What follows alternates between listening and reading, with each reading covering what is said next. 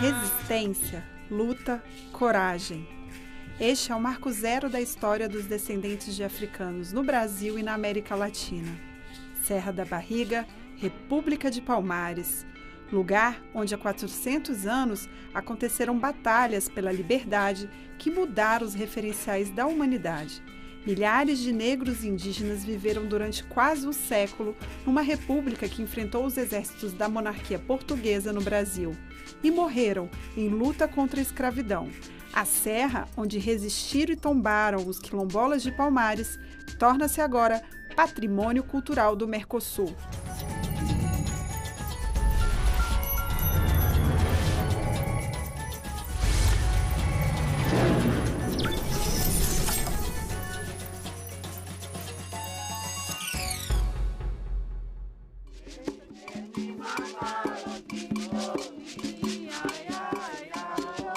Éramos para subir o platô descalço, porque ali foi derramado o sangue dos nossos ancestrais.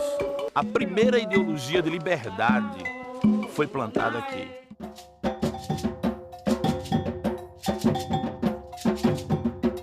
A Serra é um dos núcleos do que compunha a Confederação de Mucambos e de Cidades Negras Afro-Brasileiras, chamada Palmares.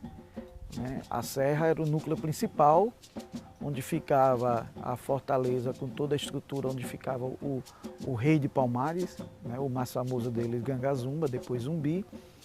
E a Serra ela tem essa representação de afirmação dos Palmares como um estado soberano. A história de Palmares, a gente sempre se sente como se faz parte dela. Porque você imaginar, você morar num local onde teve todo derrame de sangue, que foi o que houve aqui, você saber que você está pisando no chão desse e o cara chegar a dizer que não sente nada, para mim esse cara não tem coração, não tem sentimento nem amor próprio. Quem nasce ou vive aqui sabe da força deste lugar e é chamado a ocupar a serra. A Juventude Quilombola de Muquem, localizada no município de União dos Palmares, a comunidade mais próxima da terra de Zumbi, em Dandara, se reencontra com a sua própria história no Parque Memorial. Projetos culturais levam as crianças para jogar capoeira, tocar tambor e dançar para as iabás. A gente tenta buscar, resgatar um pouco da nossa cultura, porque assim, a maioria do pessoal da comunidade falar de Zumbi não sabe quem é Zumbi. Então, é resgatar. O preconceito é muito em relação à cultura, dança, capoeira. Falando de afro, já pensa que são outras coisas. O nome do grupo são Mulheres Guerreiras, a Lominha aí. Então a gente tenta buscar resgatar isso, colocar na dança, explicar um pouco. Então, é homenagem a todas as mulheres guerreiras. Sabe, trabalhadoras, guerreiras, aquelas que lutaram pela gente. É um prazer enorme representar as raízes da gente, um amor muito grande. Eu também sou informante de turismo da Serra da Barriga. É muito gratificante esse trabalho, por ser uma mulher palmarina, fazer esse trabalho e passar a história de Palmares, que é o símbolo de resistência negra, do mundo, não só do Brasil. E a partir do turismo é que a gente tenta valorizar a cada dia essa história, É um trabalho cultural, um ritmo, a minha parte de percussão, e a gente vendo a violência na comunidade, então a gente traz o menino para esse movimento, tira dele da ansiedade. Então a percussão, a dança, a capoeira, o coco e outros projetos que existem lá faz as crianças sair dessa parte da violência do dia a dia.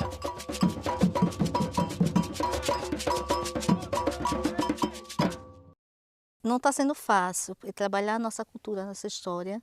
Existe uma resistência muito grande ainda, mas a gente já está começando a ver resultado. E aos pouquinhos a gente já está começando a deixar a União do Palmares a cara da nossa história.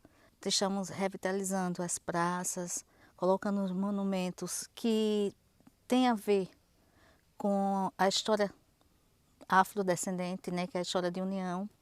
Pesquisas arqueológicas mostram que centenas de anos antes da chegada dos portugueses e dos africanos nesta região, o povo indígena já vivia aqui. Suas estratégias de sobrevivência na mata, somada aos conhecimentos africanos, foram fundamentais para a resistência da nação Palmares. Onde estamos andando, já retiramos urnas funerárias grandes, vasilhames, onde os índios enterraram seus mortos. Então toda essa área tinha muitas evidências arqueológicas. Já fizemos datações em laboratório, então as datações remetem a 1.000 anos antes do presente. E também fizemos as escavações nesses pisos de ocupação. E saiu muito material arqueológico. Cachimbos, vasilhames, mas todo remetendo a uma vida indígena, pré-Palmares, pré-colonial, pré-histórico.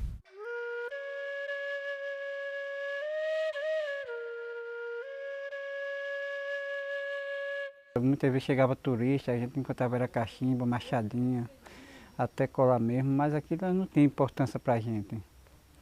E muitas vezes a gente não tinha conhecimento, os turistas chegavam, trocava por bala e levavam, teve muitas vezes de levar muitas peças. Segundo historiadores, a República de Palmares começou a se formar em 1597.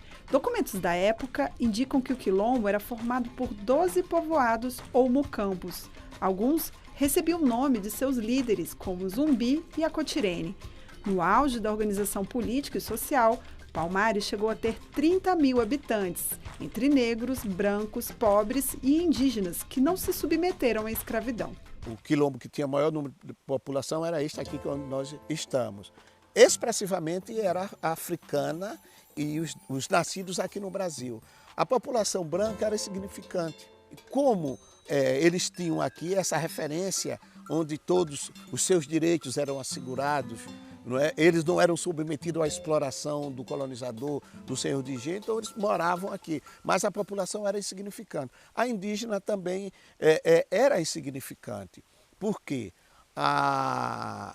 O colonizador, principalmente os religiosos, eles criaram as aldeias para aprisionar a população indígena, né? Para depois torná-las escravizadas para o seu serviço. Então tinha uma certa proteção, entre aspas, das populações indígenas. Era um sistema de convivência bastante democrático, né, de respeito às diferenças. E servia também a aliança deles com os negros de Palmares, prestava enormes serviços na medida em que oferecia resistência, né? Não só quando se buscava a solução armada, o governo colonial, como também na informação sobre o ambiente e sobre as formas de sobrevivência que deviam acontecer. Palmares também vai se notabilizar, na minha percepção, pela grandeza enquanto experiência cultural de saber reunir toda essa diversidade, né, e recriá-la como uma única sociedade, com uma única identidade, a identidade palmarina. Ser palmarino nem era ser africano, né, e ao mesmo tempo ser descendente de africano, mas não era ser africano exatamente como acontecia na África, nem muito menos era ser colonial português aqui no território da ilha de Santa Cruz, né, do Brasil. Era algo absolutamente híbrido nesse sentido. Os negros escravizados que ocuparam a Serra da Barriga vieram principalmente da região central da África. O primeiro grande líder conhecido de Palmares, Ganga Zumba, tio de Zumbi, nasceu no Reinado do Congo. Aqui, os palmarinos conseguiram organizar um estado extremamente poderoso, inclusive militarmente. Em Palmares você tinha um dos mocambos, ou uma das cidades, cuja especialização era justamente ser um centro militar de treinamento, que era Subupira. A função de Subupira era formar soldados. Essa experiência chamada de Palmares, ela consegue derrotar em mais de 20 guerras, né, em mais de 20 investidas, ela consegue derrotar a maior potência bélica da época, que era Portugal e Espanha. Essas grandes nações foram derrotadas aqui por esse Estado negro, derrotadas militarmente, mas principalmente derrotadas moralmente.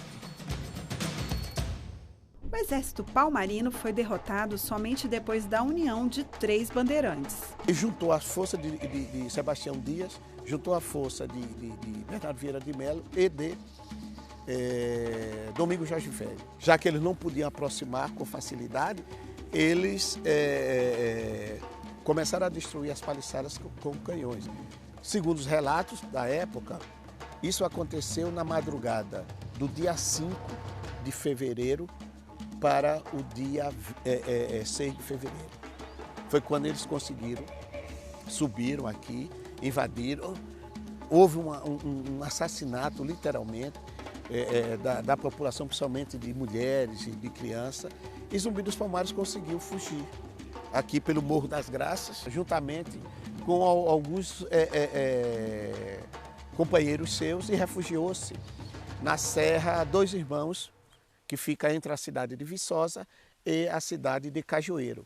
Ele ficou até 1695, quando ele foi assassinado. No dia 20 de novembro, Zumbi dos Palmares foi literalmente fuzilado pela tropa portuguesa e colocou a cabeça de Zumbi de Palmares com outras partes do seu corpo e expôs lá na cidade do Recife, né, Salgada, para que outras lideranças não surgissem para reorganizar o Quilombo dos Palmares. Só que o Quilombo dos Palmares, com o assassinato de Zumbi e a destruição da cerca Real dos Macacos, ele continuou. E continua até hoje nos movimentos de resistência da população negra. Então, Palmares fica para a resistência alagoana como o referencial de estratégia, de forma de lutar, de forma de enfrentamento, de forma que a sociedade senhorial alagoana é uma sociedade que vai viver 4 séculos aterrorizadas. E o grande terror da sociedade senhorial alagoana era o ressurgimento de Palmares. Era impedir que Palmares voltasse a se reconstituir, mas ela sempre pipocou, sempre pipocou. E daí que a violência contra os negros em Alagoas seja tão grande. E daí que a violência contra qualquer forma de organização política em Alagoas, que tenha como mote a afirmação da negritude, seja tão grande. Porque essa elite sabe de quem nós descendemos. Né? Nós descendemos dos palmarinos. Lugar de resistência que foi retomado pelo movimento negro na década de 80 como uma forma de recontar a história do Brasil. O movimento negro se organizou e disse: vamos revelar Zumbi, vamos revelar Serra da Barriga à sociedade brasileira. A partir de então, nos organizamos e durante 10 anos íamos à Serra da Barriga em todo o 20 de novembro, cantando, dançando, rezando, pagando promessas, brincando. Era uma festa, mas uma festa com o seu sentido mais profundo. Era o sentido da representação de uma categoria social menosprezada, mas que reconhecia os seus valores, jogar para todo o país os valores da cultura afro-brasileira. Nomes como Joel Rufino dos Santos, Lélia Gonzalez e Abdias do Nascimento foram fundamentais para a retomada da terra de Zumbi. Quando você conhece a sua história, você entende sua grandeza. Então, o espaço daquele tem uma história fabulosa, que mexe com o resgate da dignidade, o desenvolvimento da autoestima e uma construção de cidadania do negro no Brasil. Porque a história do Brasil nega a história do negro. Existe uma história do negro sem o Brasil. O que não existe é uma história do Brasil sem o negro. Essa é a grande realidade. Então é preciso que haja esses territórios. Foram territórios conquistados. Zumbi, ele não é um herói nacional, porque os heróis nacionais pertencem às classes dominantes. Zumbi é um herói brasileiro. Ele foi resgatado pelo povo. é diferente. Januário é um dos principais fotógrafos do movimento negro e participou do processo de resgate da Serra da Barriga. Eu já tinha lido sobre Palmares várias vezes, né? Então, num dia 20 de novembro, havia uma romaria que ia até a Serra da Barriga. E eu, como fotógrafo, decidi ir também, né? E eu, a partir daquele dia, comecei a fotografar a Serra da Barriga. Nós tivemos momentos memoráveis e inesquecíveis. E, por uma questão de destino, eu estava presente nesses momentos e consegui imortalizá-los para a eternidade. Bom, aqui a gente tem algumas fotos que eu fiz entre os anos 83, 86 da Serra da Barriga. Essa parte aqui toda de preto e branco, onde a gente pode ver aqui algumas personalidades negras aqui presentes aqui. Isso é um cotidiano muito interessante que havia na Serra. E também aqui, ó, essa parte aqui já toda colorida, aonde pode ver aqui, ó, o Stokely Carmichael, que foi um dos grandes líderes do movimento negro americano, ao lado da Caetano e do Romão. O Hamilton, que foi um dos mais importantes militantes do movimento negro que nós tivemos até hoje. Aqui ele conversando com o Hélio Santos também. O Kabengele, da USP de São Paulo. Aqui nós temos o conjunto de Mãe de Santos, que fazia toda a parte religiosa da Serra da Barriga, onde se destacava a Mãe Hilda, que é a mãe do vovô do Ilhaê da Bahia, né? E aqui a gente vê a placa do dia do tombamento da Serra da Barriga, né? Em 1985, a Serra da Barriga foi declarada Monumento Nacional. A organização da sociedade civil, no caso dos movimentos negros, conseguiram, né, caminhar até a essas etapas, enfrentar os usineiros, enfrentar o latifúndio, porque evidentemente eles não queriam essa desapropriação. E hoje, para a alegria nossa, a Serra da Barriga é um monumento cultural do Mercosul. Ela se revela internacionalmente e é reconhecida. E este reconhecimento não é só o reconhecimento àquele patrimônio, àquele imóvel, mas é o reconhecimento da nossa cultura afro-brasileira. Esse prêmio é mais um reconhecimento, né, da Serra da Barriga, que tem sua trajetória que remonta ao tempo da escravidão no Brasil, ao tempo colonial, e foi reconhecida pelo governo brasileiro na década de 80 ainda como patrimônio brasileiro. E agora ele tem um reconhecimento como patrimônio do Mercosul, né, inserida numa temática que abrange outros países do bloco econômico, que tiveram uma trajetória similar, né? O governo brasileiro, ele não tem noção da grandeza desse prêmio. E o governo precisa cada vez mais investir, porque o estado de Alagoas é um estado com a vocação turística. E você tem um grande monumento que deveria ser, se fosse outro país, ele receberia uma quantidade imensa de turistas. O Brasil precisa dar valor à Serra da Barriga. O governo do estado de Alagoas precisa abraçar mais a Serra da Barriga, transformar aquilo em local de visitação, não só do povo de Alagoas, mas do povo do Brasil e até internacional. Eu acho que toda homenagem, todo cuidado, toda a ação que vem para a Serra da Barriga é importante no sentido de fazer com que essa serra seja reconhecida ou continue sendo reconhecida pela sociedade, mas sobretudo que ela tenha os elementos socioculturais, artísticos, históricos de forma sempre crescente. Para o movimento negro, o Quilombo de Palmares é símbolo inicial da resistência e, para os quilombolas de hoje, inspiração para a luta por seus territórios e comunidades.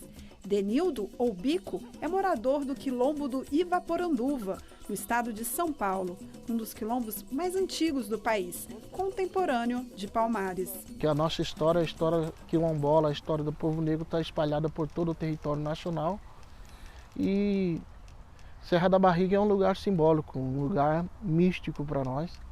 É um lugar que serve de inspiração para que a gente possa conversar com os nossos antepassados, para planejar o nosso futuro. É um lugar que pode ser explorado de várias formas, inclusive para fazer o turismo etnocultural, que seja voltado a contar a história dos povos negros e principalmente da Serra da Barriga, né? Nós temos um diálogo muito profundo com as comunidades de Alagoas, né? E com as comunidades próximas à Serra da Barriga. Comunidades essas que enfrentam ainda, não têm o seu território definido, o seu território demarcado, né? Que enfrentam muitas dificuldades, mas que pode ser um espaço também de renda para essas comunidades também conseguir tirar o seu sustento dali, né? A gente ainda recebe discriminação na cidade. Isso já vem do princípio do mundo, porque a minha bisavó, a minha tataravó, a minha avó, a minha mãe já era tudo loiceiro.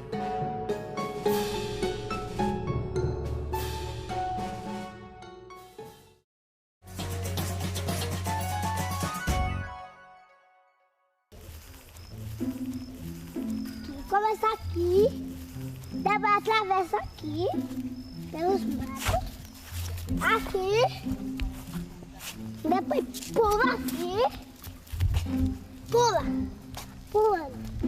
Aí depois a gente chega aqui. A Lagoa Encantada dos Negros, local onde teria se dado a última Batalha de Palmares, é cercada de mistérios e um dos lugares mais respeitados da Serra da Barriga. Relatos históricos contam que padres portugueses encontraram centenas de corpos e cabeças espalhadas por aqui. Suas almas teriam continuado a busca por justiça e se tornado guardiãs da serra. A gente vinha brincar, escutava muito como gargalhadas, risadas. E a gente olhava para cima e não via ninguém. Como a gente já sabe o que é um lugar sagrado, então a gente se acostumou com isso e até hoje a gente não tem medo, mas sempre escuto sim. O tesouro de Zumbi está aí mesmo? Vocês já procuraram? Já tentamos encontrar, mas um tesouro até agora não. O que vocês acharam aí? A gente encontrava muitas moedas. Moedas de alguém chegava e fazer um pedido e para a gente era um tesouro. Quando chegava em casa, os pais da gente diziam, não, essa moeda já é velha, então mais tesouro a gente não encontrou não. E essa árvore? Essa é a árvore sagrada, né? Uma árvore centenária. A lenda diz que os negros se escondiam aí dentro ou para caçar ou para se esconderem de alguns brancos. Vinha tomar banho na lagoa, provavelmente os negros tomavam água dessa lagoa.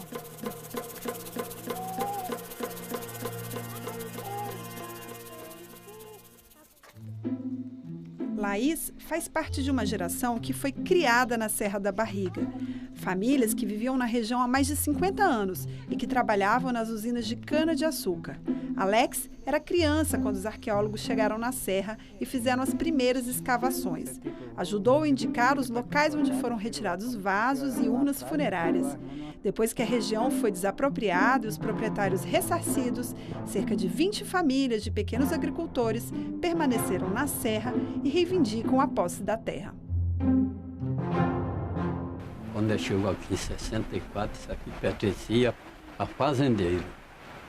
Era particular, não era do governo. Ainda chegou aqui que nem fureiro, que nem pagando renda. Trabalhava aqui, arrendatário.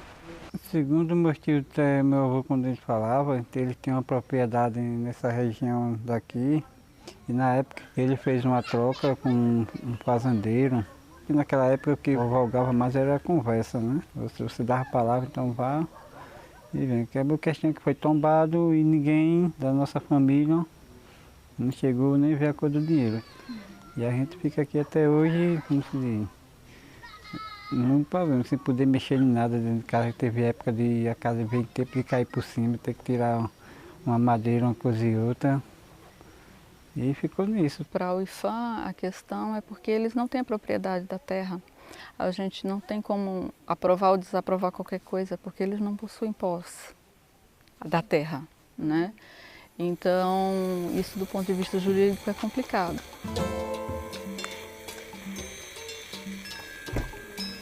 Não compramos a terra, mas compramos o direito de viver aqui na Serra da Barriga.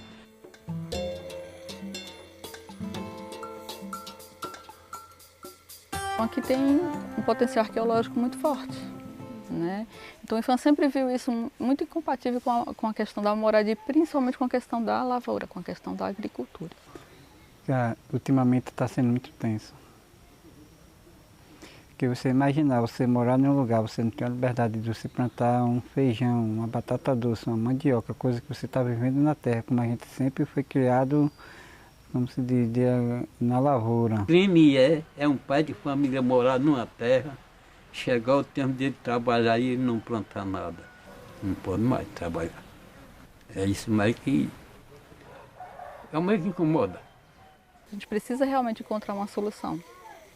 Se eles ficarem, eles teriam que ter a posse para poder ter determinadas autorizações aqui dentro. Antes eles tinham uma certa resistência para sair, mas agora eles viram que realmente eles precisam sair para dar continuidade às suas vidas, né? Porque já se passaram 30 anos do tombamento e muitos adultos que estão aqui com filhos, eles já nasceram aqui na Serra. Nós estamos esperando que o verão está chegando e a promessa que é agora, no verão, eles estão dizendo que o povo vai se afastar, sair daqui. Ninguém sabe, porque faz 30 anos essa conversa. A Fundação Cultural Palmares vem dialogando com os órgãos há vários anos, né? Com o INCRA, com o IFAM, enfim, a melhor situação para essas famílias, né? Porque são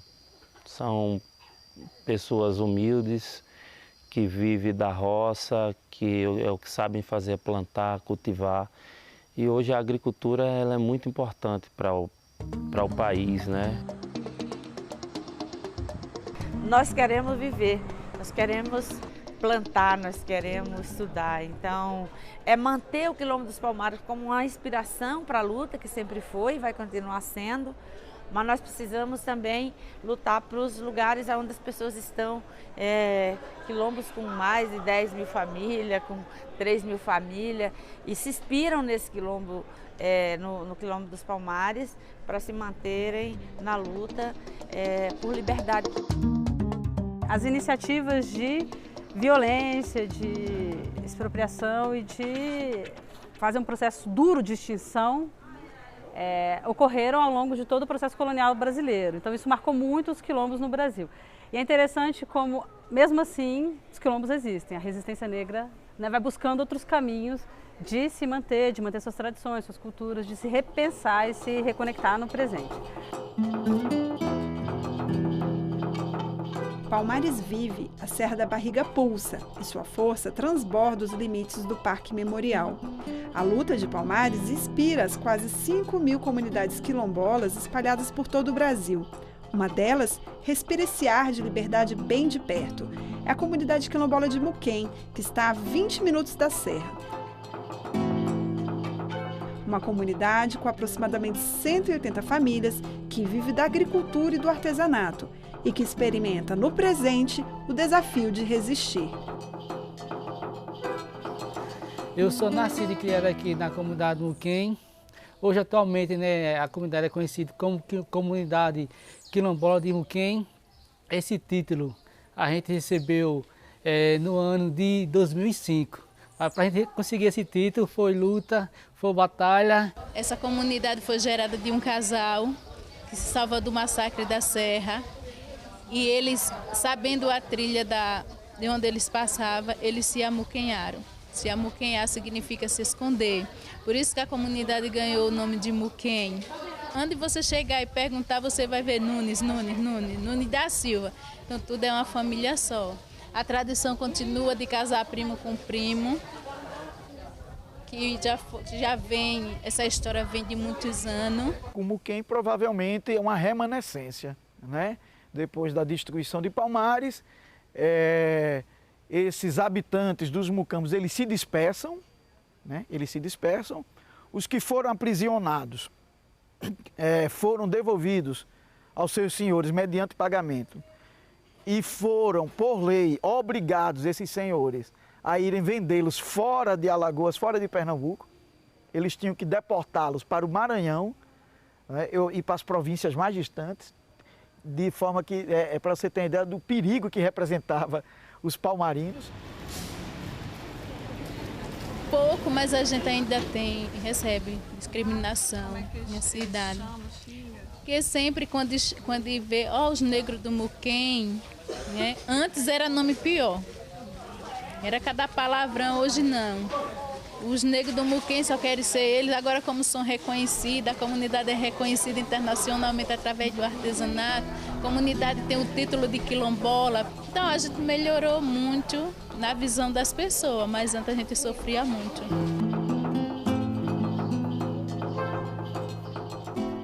Minha filha, isso já vem do princípio do mundo, porque a minha bisavó, a minha tataravó, a minha avó, a minha mãe, já era tudo loiceiro.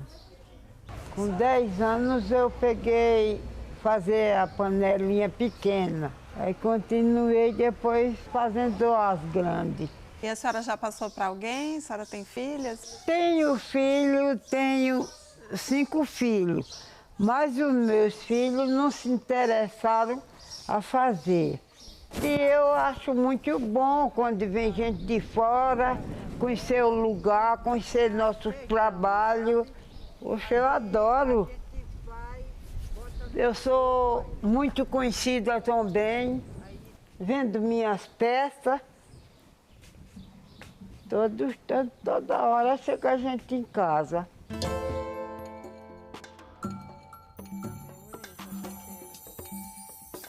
Aí comecei fazendo promessa. O pessoal fazia promessa com as imagens. Aí vinha perguntar se eu fazia aquela peça, ou um coração, a mão, a cabeça, ou um pé, qualquer peça que pedisse para mim fazer a promessa, eu fazia. Entregava a pessoa, aquela pessoa me dava o agrado. Depois o pessoal do Sebrae apareceu em casa, começou me incentivando para mim melhorar mais o trabalho. Com peças que viajam o mundo todo, Dona Irineia faz parte do patrimônio vivo de Alagoas desde 2005, título que ajuda a artesã a complementar a sua renda. Acho que está com mais de 10 anos que eu recebo patrimônio vivo. É uma bolsa pelo governo. Dá para gastar em casa mesmo.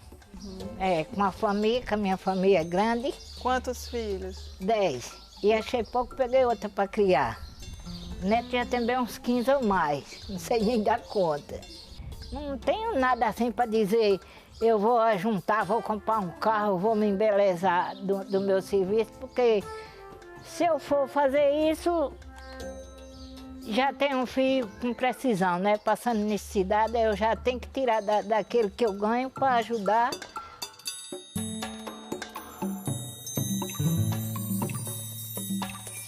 Isso aqui foi meu velho que fez. É um cavalo.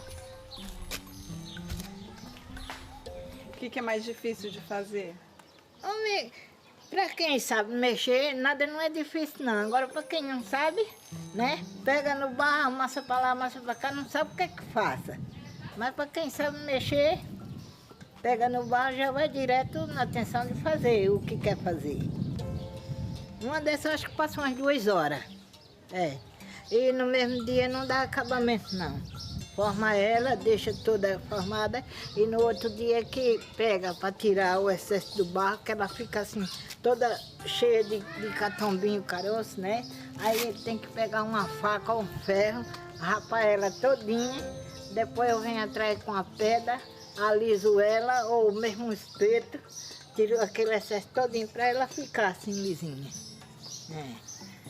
Trabalho.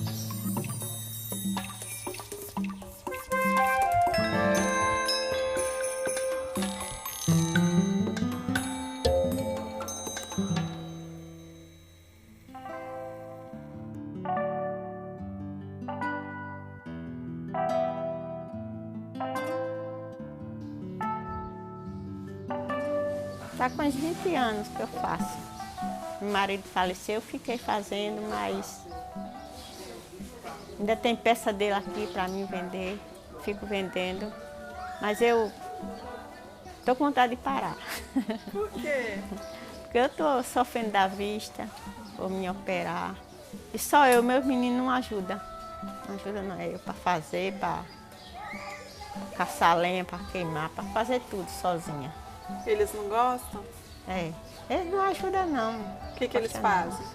Eles trabalham fora, cortando cana, aí não pretende me ajudar não. Há quanto tempo que o marido da senhora morreu? Tá com 1 ano e 6 meses que ele faleceu. Dá vontade de chorar. A saudade, né? Então, toda hora dá saudade, que ele deixou um casinho de santo lá. E eu cuido. Do jeito que ele cuidava, eu cuido. Até o dia que Deus me levar.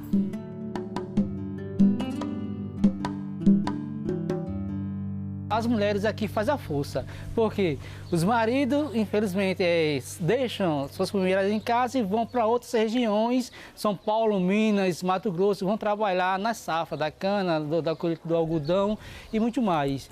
Aí com isso, eles retornam, por exemplo, passam 6 meses fora e 4 meses na comunidade. Isso é de ano por ano e a comunidade foi crescendo, foi junto assim. As mulheres do Muquem, além de comandar, são fortes, guerreiras. Como Dandara, Arcotirene.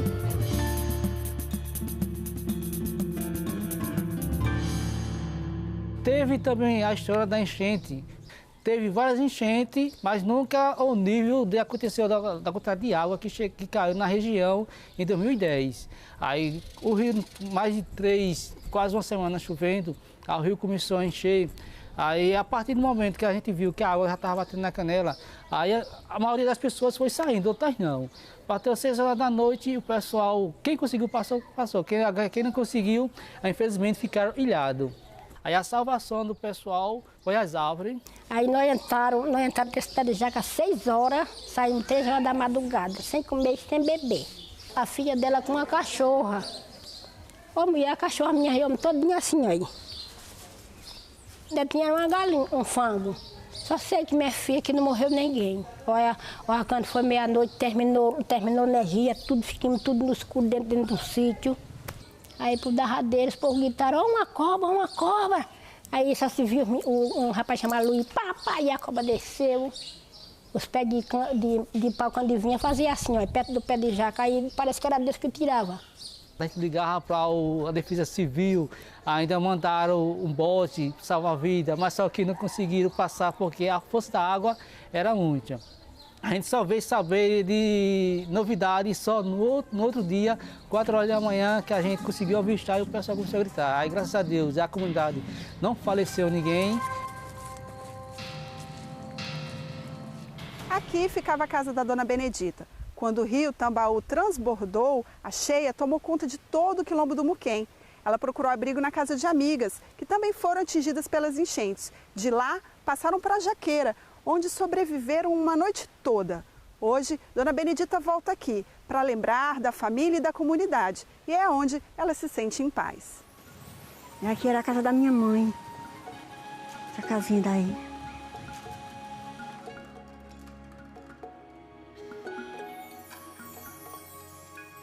E aqui era a casinha do meu irmão. Ficou inteira, olha. Aqui era a casinha da minha filha. E aqui era a minha filha. A casinha aqui.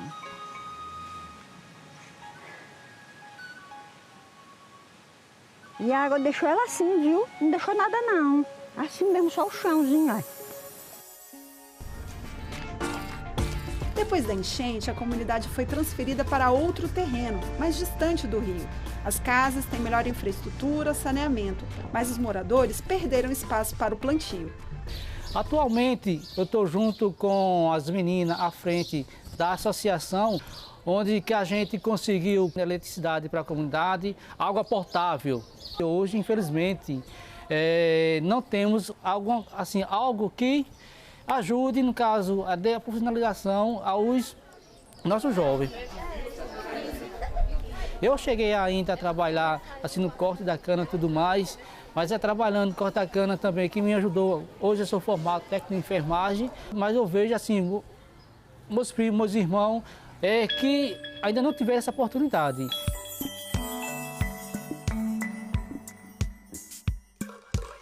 A gente quer que isso aqui se transforme num lugar vivo para que a gente reconceitue Palmares, né, como um Palmares vivo. Palmares continua, Palmares está vivo. Palmares está vivo em quem?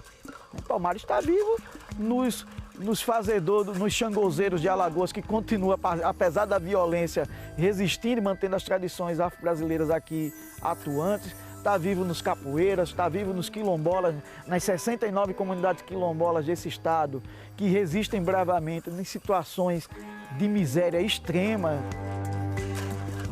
E não adianta a gente ter um patrimônio cultural do Mercosul e da nação que celebra o que acabou-se, se ele não traz desdobramentos em termos de melhoria de qualidade de vida para o negro hoje.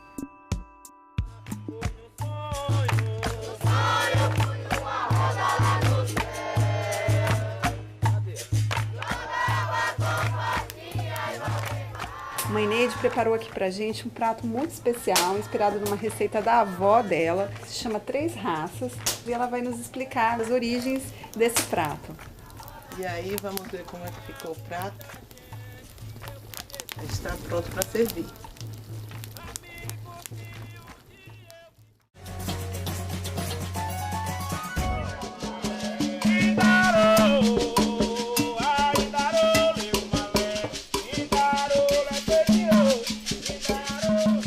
Estamos aqui hoje para colaborar, para incentivar, para pedir, para rogar das políticas públicas do nosso Brasil, que chegue até aqui, a esse solo sagrado, onde morou Zumbi dos Palmares por quase 300 anos, e vamos em luta por dias melhores. Memorial do Presente, a história de luta do Quilombo dos Palmares prossegue, em forma de reza, dança, música e culinária. O ar de liberdade da Serra da Barriga atrai os movimentos que preservam as tradições negras e fortalecem a identidade afro-brasileira.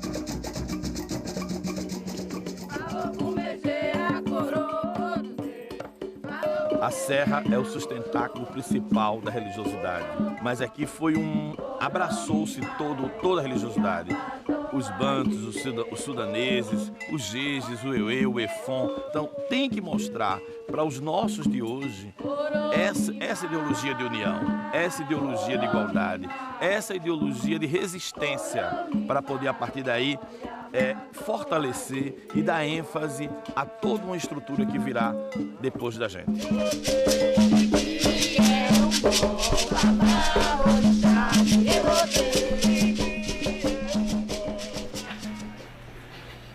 A ancestralidade também está presente na gastronomia afro. Há 5 anos, a Yalorixá, Mãe Neide Oyado Oxum, montou um restaurante de comida com inspiração negra e sertaneja, um dos espaços mais procurados pelos turistas. Mãe Neide explica que não existia fome no Quilombo dos Palmares, já que tudo era aproveitado e os quilombolas se alimentavam das plantas encontradas na serra, tradição que ela mantém. Todos os ingredientes de seus pratos são da região. Agora nós vamos conhecer uma das especialidades da casa. Mãe Neide preparou aqui pra gente um prato muito especial, inspirado numa receita da avó dela, um prato que se chama Três Raças, feito com carnes variadas, e ela vai nos explicar agora as origens desse prato. Na realidade, o nome Três Raças foi batizado por mim, porque assim, era um prato que minha avó era cozinheira do Quilombo na época, e ela fazia esse prato e explicava que a gente tinha que comer esse prato, que era um prato que fortalecia, que prevenia contra as doenças, e eu, criança, não entendia direito isso. E ela falava que, e hoje eu percebo que é um prato que é muito calórico, tem muitas proteínas e muito ferro, né? Que é um prato que leva o fígado bovino, a costelinha suína e a carne bovina também. E é preparado com muitas ervas verdes. E eles tinham cuidado, no Quilombo existia esse cuidado, esse carinho na preparação, porque geralmente usavam muito trabalho pesado na roça, era muito esforço. E eles preparavam com as ervas que protegiam das doenças. Por exemplo, a salsa, o coentro, o alecrim, o hortelã, a alfavaca, hortela grande, manjericão, pimenta de cheiro. Esses temperos verdes previnem contra as doenças falciformes. E eram os temperos que eram usados na época.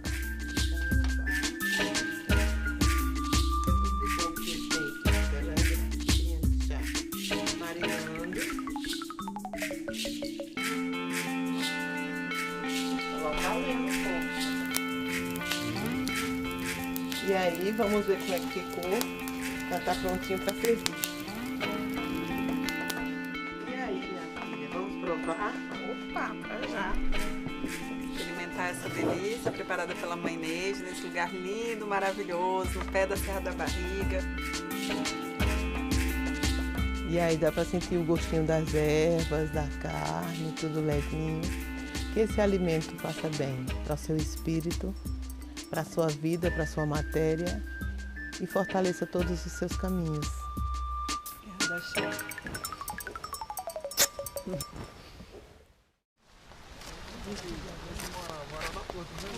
Não? Ah, mas você não quiser não.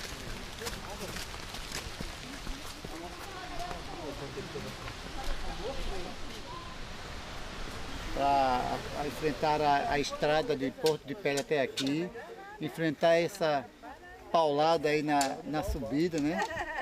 Caminharam bastante, mas tudo isso não é em vão não, viu? Vocês estão fazendo história. Um dos maiores símbolos da cultura afro, a capoeira resgata a memória palmarina, além de ter uma importância social junto aos jovens que estão em situação de vulnerabilidade. Este grupo é de Lages, município de Porto de Pedras, que fica a cerca de 130 quilômetros de União dos Palmares. Na Serra se apresentam no Batucagé, o palco de manifestações artísticas e culturais do Quilombo. Estar aqui nesse solo sagrado, para mim, é uma fonte de energia, é renovar minhas energias. Né? É isso que eu venho passando para os alunos do projeto. Um povo que lutou pelos ideais que hoje também a gente luta. Né? O preconceito, a discriminação, o racismo.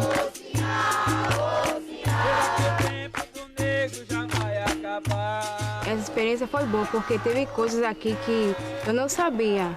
Eu achei que quando eu chegasse aqui, eu ia encontrar alguns quilombolas morando aqui. Que eu queria ter algumas experiências, saber como era antigamente, o que eles faziam, como eles reagiram às guerras que aconteceram e muito mais sobre eles.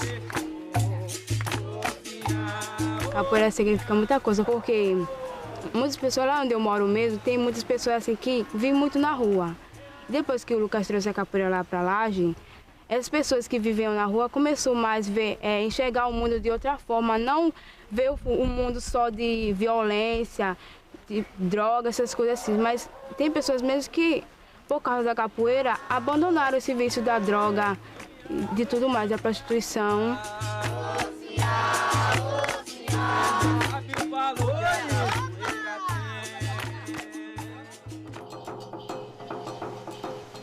A ocupação da Serra pelos grupos culturais, movimento negro, estudantes e turistas do Brasil e do mundo é um dos principais desafios para a manutenção dos ideais que foram cultivados. Mas chegar aqui nem sempre é fácil.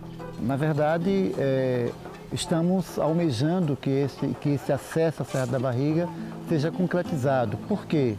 Porque a serra ela tem a fase do verão, onde tem a terra seca, né? Então as pessoas podem subir sem muita dificuldade, mas no inverno, durante de junho a setembro, ainda está chovendo aqui e tem determinados momentos que não dá para subir, a não ser com carro traçado, né? Então não dá para deixar um equipamento como esse aqui, o Parque Memorial Quilombo dos Palmares, com essa dificuldade de acesso. Quando você impede o acesso a um espaço, você também impede o acesso ao conhecimento. Esse conhecimento de pretos não interessa para o mundo que mora lá embaixo. Esse conhecimento de preto está cercado ainda pela invisibilidade, né? A Serra da Barriga, ela só existe no 20 de novembro. né? É quando acorda um zumbi, ele acorda muito irritado, né? Para bater tambor, e no outro dia o zumbi volta a dormir. Sabe, essa serra conta a história de mundos, não é história de Alagoas, não é história só de pretos, é a história de mundos. E esses mundos são enterrados num universo de grande indiferença, né? Nós precisamos de políticas públicas eficazes e efetivas. Hoje a gente tem aproximadamente 20 mil visitantes durante o ano. Às vezes chega mais. Isso é o que a gente consegue, às vezes, registrar. Só no dia 20, entre 8 a 10 mil pessoas, o dia. Então, a gente espera, sim, que com a melhoria da estrada, né, o fluxo de visitante, de turista na nossa cidade, chegue a 60 mil ao ano, 100 mil pessoas ao ano. Com relação à construção do acesso à Serra da Barriga, o governador, essa semana, vai fazer a licitação desse acesso à serra, inclusive em parceria com o município, já que o projeto é nosso, um projeto de cerca de 10 milhões de reais, que vai asfaltar até o pé da serra e vai calçar do pé da serra até o platô. Dessa forma vai possibilitar o trânsito ao platô da Serra da Barriga de inverno a verão. Então a gente vê assim com muita alegria a possibilidade de que a gente realmente tenha o turismo aqui, relacionado à vida, à história do herói Zumbi dos Palmares durante todo o ano. Para a candidatura como Patrimônio Cultural do Mercosul, a Fundação Palmares apresentou um plano de gestão para a Serra da Barriga. Nós temos grandes projetos para a Serra da Barriga, inclusive torná-la sustentável. A gente precisa cada vez mais fazer esse planejamento de desenvolvimento turístico da Serra da Barriga, né? Que é o que nós estamos chamando, por enquanto, de turismo étnico, mas a gente tem que oferecer conteúdo à Serra da Barriga. E o que é oferecer esse conteúdo? É contar a história da Serra, com guias turísticos contando a história, com mães e pais de santo contando a história das religiões de matriz africana, contando a história de quem eram aqueles negros escravizados que povoaram o Quilombo de Palmares. E a gente precisa cada vez mais incentivar os nossos jovens a pesquisar. O que aconteceu na Serra da Barriga é um marco de história, de resistência, de estratégias de guerra. A gente espera, né, que a mídia dê mais atenção, né, mais visibilidade realmente à Serra da Barriga, mas principalmente a gente espera que as autoridades governamentais, né, do Estado e federal, do município também, de União dos Palmares, enxergue de uma vez por todas a importância dessa serra, né? A partir do momento que a serra recebe um título desse, né? E que dê a atenção necessária para esse equipamento, né, que a gente tem aqui de turismo étnico, que não é valorizado ainda o suficiente. Temos problemas sérios de estrutura para que realmente funcione e seja um atrativo, né, em nível internacional. A história deve ser contada para o mundo, mas também para quem vive ali, aos pés da serra. Existe aí uma situação de que as pessoas que fundaram a União dos Palmares, já que a cidade é de 1831, elas são aquelas pessoas que sucederam os que mataram o Zumbi em 1695. Então, na verdade, a gente convive, logicamente, de uma forma assim, hoje muito no subconsciente dessas pessoas, com os sucessores dos que assassinaram os Zumbi dos Palmares, juntamente com todos os negros e índios daquela época. Então é preciso um trabalho muito mais forte de conscientização, porque isso até sem querer existe, de uma certa forma, uma resistência com relação à valorização ou ao pertencimento da serra, da história do Zumbi, com o povo da nossa cidade.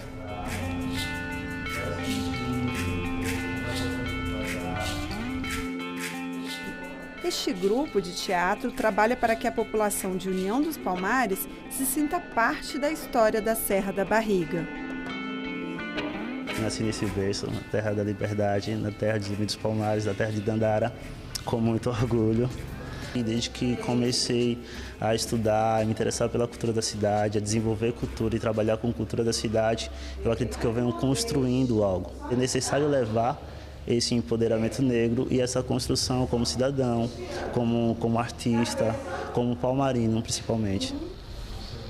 É um processo muito árduo para isso acontecer. Não é fácil viver em uma sociedade onde o branquismo está impregnado na mídia, né? E daí a gente vem em contato com isso. E esse embranquecimento faz que chegue até o jovem negro a não se identificar. E a gente que faz cultura tem como contrapartida desmistificar isso e empoderar e mostrar que ser negro é ser empoderado e ser algo de bom.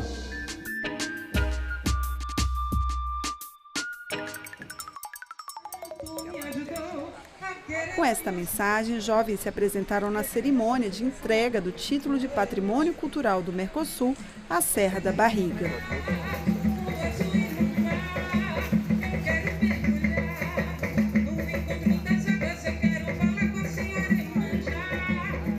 Eu venho aqui beber da sabedoria dos ancestrais e volto animado com isso.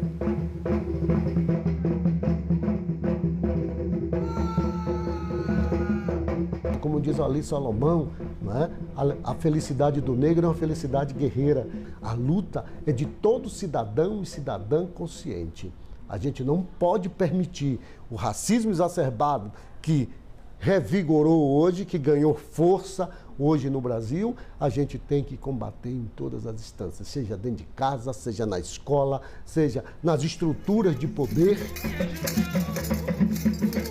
Quando você redescobre que houve um lugar em que havia uma total autonomia e que as pessoas resistiram 100 anos, aí você começa a ver o valor que tem a sua história, a grandeza que é a sua história. E você se sente, sabe, com dignidade.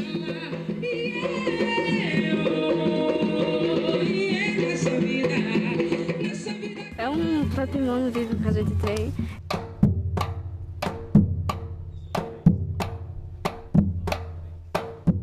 Estar na serra é estar livre, né? É ter o contato direto com a natureza, né? E aqui representa toda a liberdade de um povo. É um povo que até hoje ainda é sofrido, ainda é escravizado do sistema. E para mim, eu me encontro. Na verdade, eu me encontro.